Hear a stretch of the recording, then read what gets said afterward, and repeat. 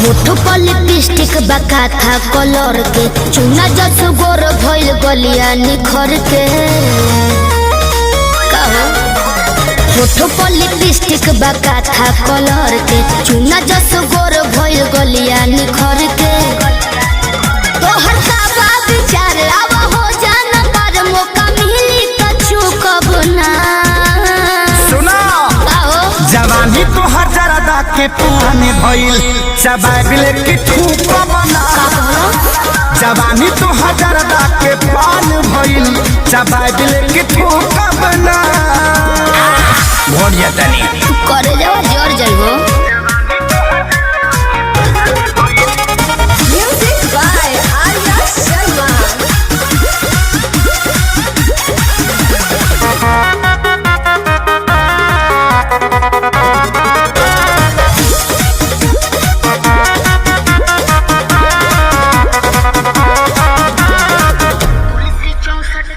तुलसी 64 की मामी ये राजा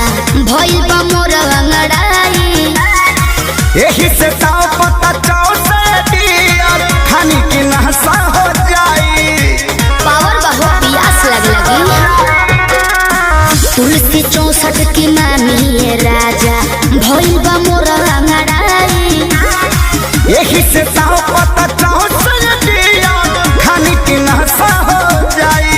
तू करो न फील मन भइल बगिल पानी डलबा त सुख बना अच्छा हाँ जवानी तो हजारदा के पुराने भइल चबाबिल की ठूक बना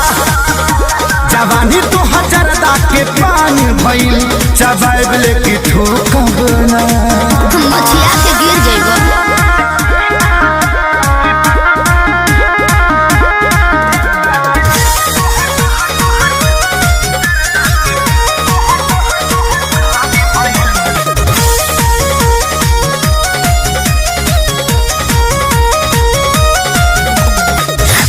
बनी कलकत्ता के भइल तोहरे ला कटल सुपारी इहे बकारम करी उठी सुती पारन आदत लगवल खेसारी